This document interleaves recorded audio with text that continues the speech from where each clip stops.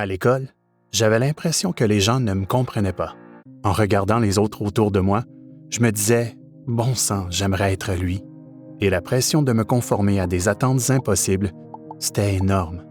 Je ne savais pas vraiment comment parler aux filles et c'est là que tout a commencé.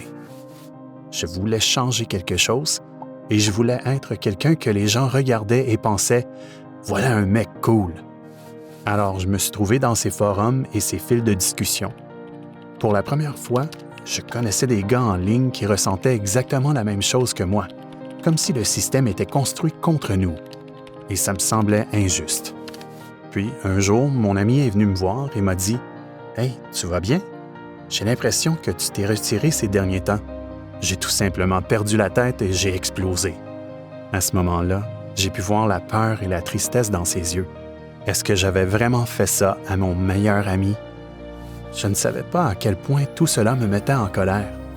J'avais tellement de ressentiment en moi, pourtant j'ai essayé de revenir en arrière et d'y échapper.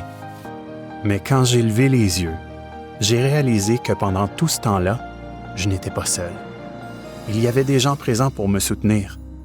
J'ai arrêté de me disputer avec les autres pour le plaisir de se disputer et j'ai véritablement écouté les autres. J'ai beaucoup appris. Les choses me semblaient plus légères et je me sentais plus heureux. La vie va être difficile, mais avec les bonnes personnes autour de moi, je sais que je peux surmonter ces sentiments difficiles. Personne n'est parfait et je continue à apprendre et grandir constamment.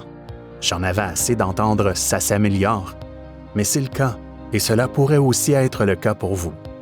Visitez whiteribbon.ca si vous ou quelqu'un que vous connaissez a des difficultés avec les forums et communautés de haine en ligne.